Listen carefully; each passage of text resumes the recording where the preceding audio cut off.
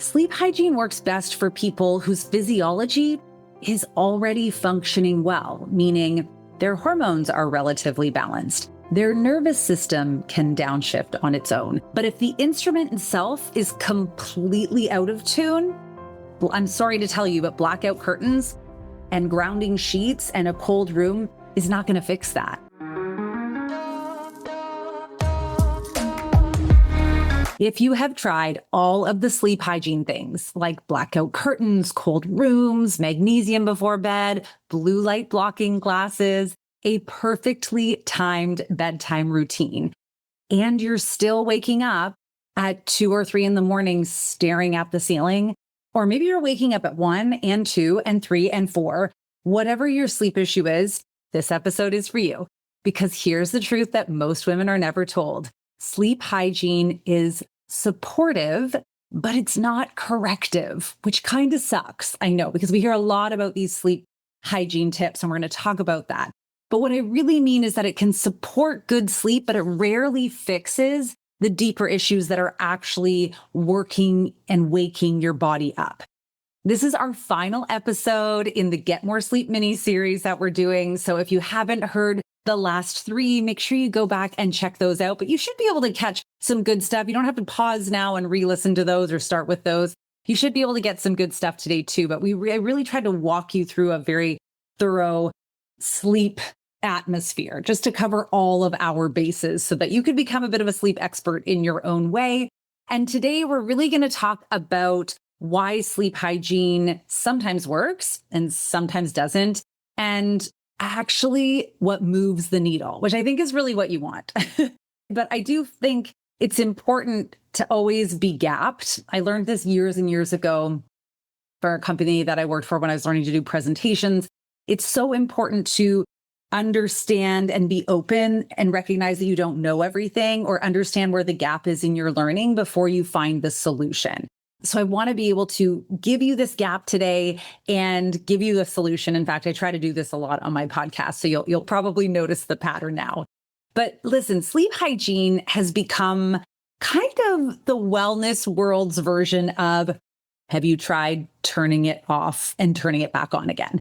I mean, this actually works. Like, if you've ever had technical issues, if I ever have a weird thing with my blender and I just turn it off, unplug it, plug it back in, my internet, my phone, a lot of the times this stuff actually does work, just like a little bit of a reset.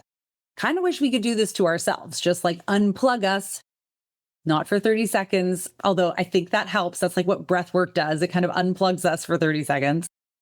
But I do think that sleep hygiene really matters in this way, like a reset, right? Just like breath work, things like consistent sleep and wake up times. When we're talking about sleep hygiene, that's what I'm talking about. I'm talking about reducing the blue light at night, right? Not watching really stressful shows right before bed, not scrolling. Like, I have a Candy Crush style game on my phone. It's called Fishdom. Don't download it. You're going to get obsessed. But when I play it at night, I cannot sleep. And I am a pretty good faller asleep. So it's the funniest thing to notice, like what it does to my brain. And that same thing happens with really stressful shows, even if those shows are just getting you really excited, right? I almost think some of the best shows we watch at night, if you really appreciate watching some TV at night, not right in your face, further away, are things that you've already watched, like reruns of old things that are familiar and comfortable. So you're not learning something at the same time. But also things like those cool, dark bedrooms, right? Reducing alcohol and late caffeine, things that you all know. This is sleep hygiene. And all of that is really helpful. In fact, I would say it's almost impossible to build health and quality sleep without some of these pillars in place. And I also think it's really critical for me to remind you here that your body and your health is not a vending machine. So if you're new to sleep hygiene, when you try something for the first time, you might get results, but then it might not get those same results the next night. Like, your body's not a vending machine, right? It's much more like a conservative, semi-risky, long-term investment, because it's going to compound when you do it consistently, night after night after night. Here's the piece that often gets missed. Sleep hygiene works best for people whose physiology is already functioning well, meaning Their hormones are relatively balanced. Their nervous system can downshift on its own. Their gut is not inflamed. Their cortisol rhythm is intact. In that situation, sleep hygiene acts like you are fine tuning an instrument. But if the instrument itself is completely out of tune, well, I'm sorry to tell you, but blackout curtains and grounding sheets and a cold room is not going to fix that. Sleep hygiene tends to work when sleep issues are caused by inconsistent schedules, right? So if you have been kind of slack and doing this and that and here and there at night, when you bring that back into place, it can be really helpful. Sleep hygiene can really work with, if you have had too much evening stimulation, if you are someone who has been drinking excessive coffee or alcohol, and by coffee, I mean caffeine, not just coffee, lots of different versions, chronic screen exposure, right? In those cases, lifestyle changes can actually help quite dramatically, except if your hormones are going like this, right? We always have to remember we have this very big variable going in perimenopause. But if you're experiencing things like waking between 1 to 4 a.m. consistently, right? Like if your life is inconsistent, but your sleep and the waking up of your sleep is consistent, I mean, that's got to tell you something is deeper rooted and going on. If you are consistently experiencing night sweats, anxiety spikes at night, racing thoughts, feeling wired but exhausted, those are usually physiological signals, not discipline issues. Your body is not lacking motivation, it's lacking information and support. Now, this is one of the biggest mindset shifts that I like to help women try to make. There are 3 very different drivers of sleep behavior: discipline, restriction, and physiological readiness. So let's break this down. Discipline is structure, right? Going to bed at the same time, reducing stimulation, building routines, and that can absolutely help. Restriction is when we start layering on rules because we think we're doing something wrong, right? No carbs after 6, no screens after 7, perfect, impeccable evening routines. And this is where women really start feeling like they're failing at sleep, like I'm doing the things and the things aren't working. But listen, the third piece is really the one that matters the most: physiological readiness. Like your body has to actually be able to and be ready to go to sleep. And that means cortisol has to drop at night. Blood sugar has to stay stable throughout the night. Histamine has to be balanced. Inflammation has to be manageable in the body. Your nervous system has to feel safe. And if those systems are dysregulated, I mean, you can do every sleep hygiene hack that you can find on Instagram and still wake up at 3 a.m. And I know this because I've been there, and I know this because I hear this from you and my clients. Here's a connection that most people never really make. The gut and sleep are so deeply connected. I have seen countless women whose night waking was connected to things like parasites, gut inflammation, poor protein digestion, right? When we start to increase our protein, if we go too quickly, our body can have some trouble catching up and we can have some gas. So it's great that you're eating your protein, but now you're having gas after every single meal, or at least at night before you go to bed. And that's like hard to sleep through if your stomach is rumbling and kind of uncomfortable and passing gas all night. Like that often wakes a lot of us up. Not everyone, but a lot of us, and certainly our partners. Histamine dysregulation, right? So when the immune system is activated, like that happens when your gut is inflamed. And the immune system loves to wake you up at night, right? Your body essentially goes, hey, something isn't right here. And honestly, sister, it's actually a survival mechanism. Like it's a good thing. Remember that your body is a damn cheetah, and she is in charge of keeping you alive and out of stressful situations that could kill you. So when it comes to the gut, this is why things like the GI map stool test can be incredibly valuable, because instead of guessing whether gut issues are involved for you, we can actually see it. Are there parasites? Are inflammatory bacteria elevated? Is the microbiome depleted? Are we not breaking down our fats and our carbohydrates and our proteins? Once we know that, we can start to support your terrain properly, like your individual terrain. Because I hate to say this, but generic probiotics are not going to work for everyone. We all have a very unique blueprint of a gut microbiome. So one probiotic is not going to work for everyone. And in fact, it can do more damage. So if you're thinking maybe my gut, like I'm having gut issues in the day, if you're thinking that's happening, then there's a really good chance that a GI map would be super beneficial for you.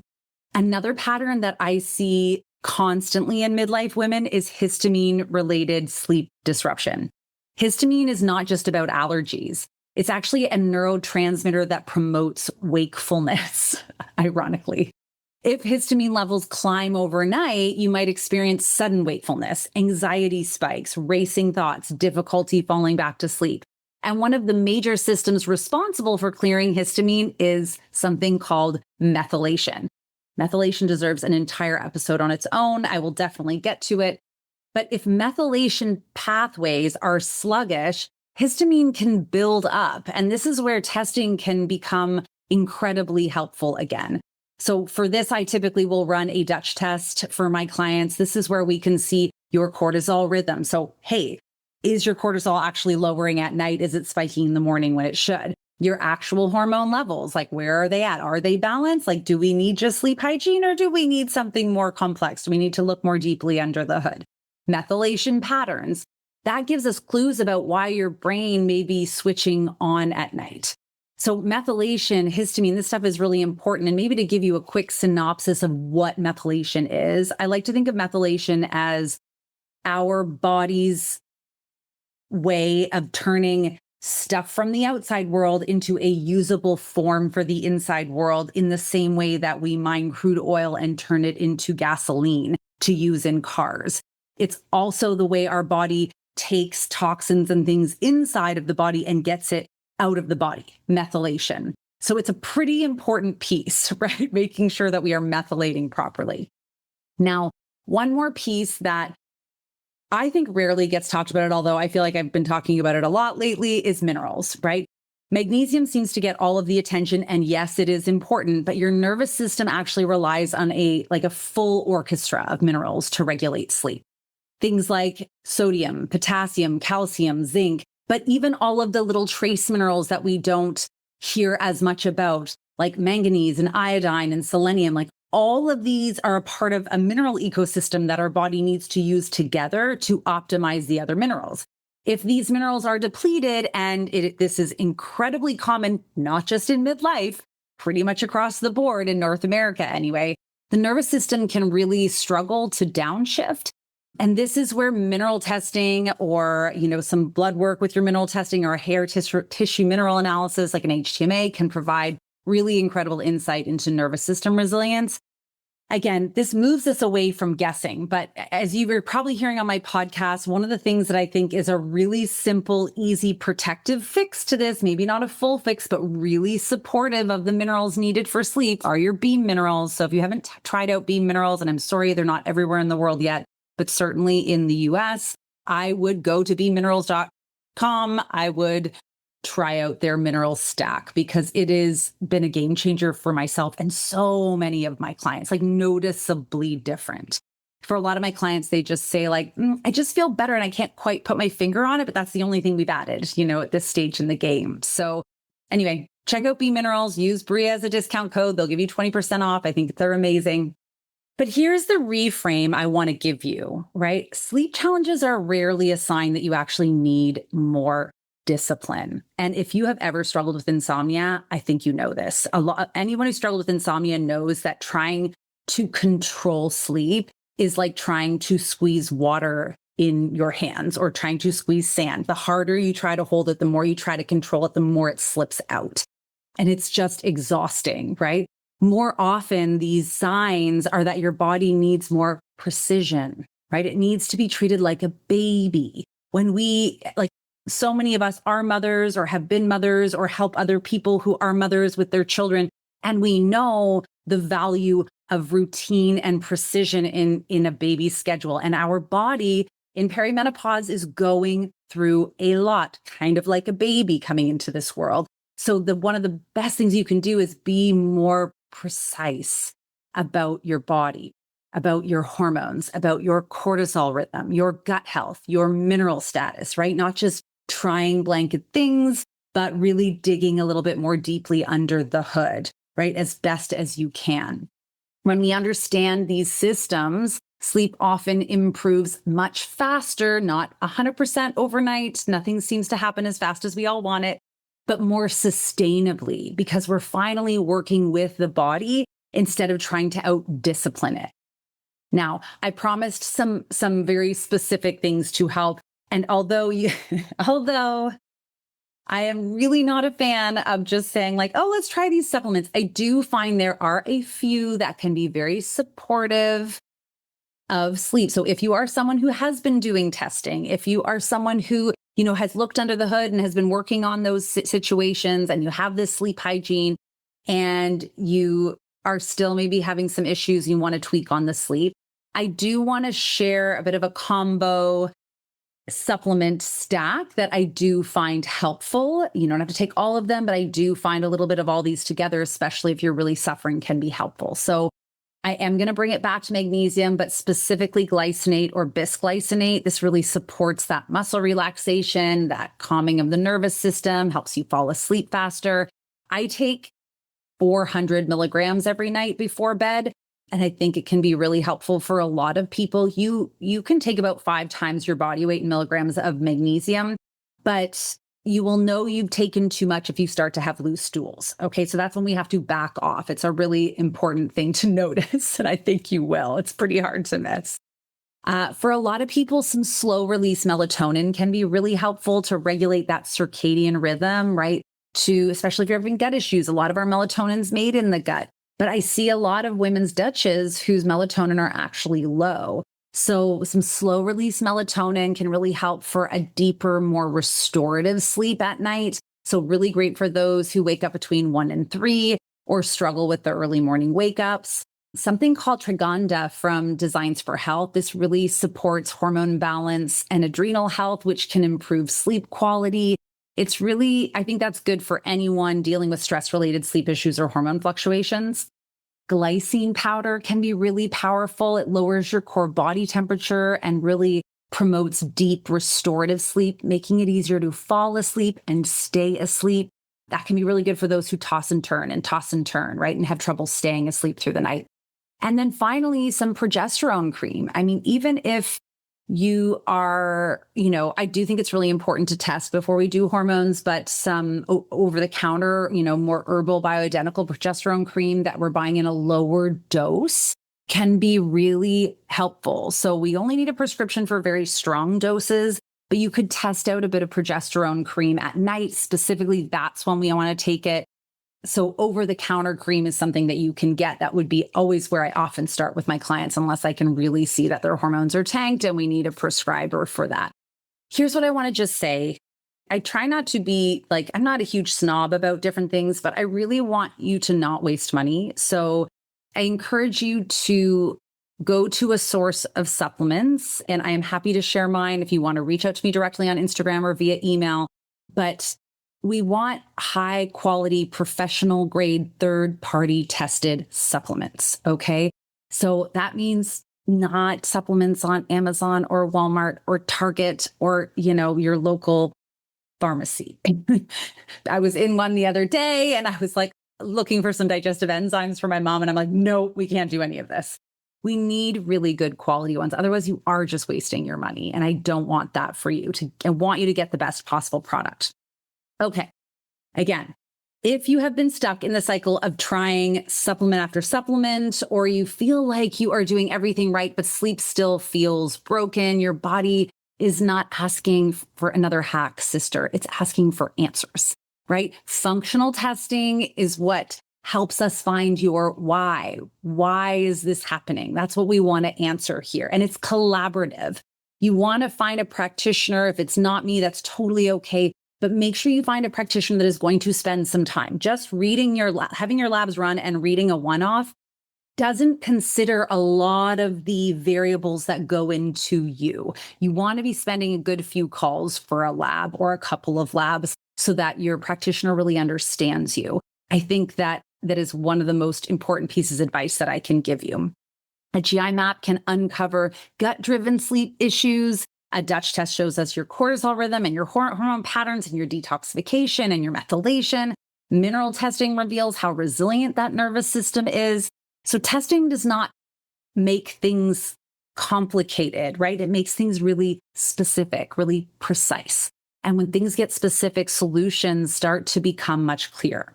So if you are ready to stop guessing and actually understand what is driving your issues, especially if they are sleep, because I'm going to tell you the most important things, you need to fix your sleep and you need to fix that you poop every day. You must poop every day and you must sleep. Then we can do other things. If you can't do that, it is time to reach out for help. If you're doing that and the things aren't working, also time to reach out for help. But start by focusing on sleeping and pooping. Book a free discovery call with me if you want. Just swipe up. We'll go through your symptoms, your history, what other functional testing maybe you've had done, and what the right testing might be for you. The link is below in the show notes. Sisters, thank you so much for being a part of this sleep mini series with me. If you know a woman who is waking up every night wondering what is wrong with her, please share this series with her, or whatever one was most helpful for you. Because the truth is, nothing's wrong with your body. Your body is simply asking for better information and better support. And when we listen to it properly, sleep can absolutely come back. Maybe not as great as when we were teenagers, but maybe you didn't sleep that well as a teenager. Okay, sister, now you have so many more tools. Come back to this mini series, swipe up and book a call, take the tools that you need, be more in your life and not just less on a scale. We'll catch you in the next episode. If you're 35 plus and ready to stop guessing, start understanding your hormones and feel your absolute best, hit subscribe. That's what we do here.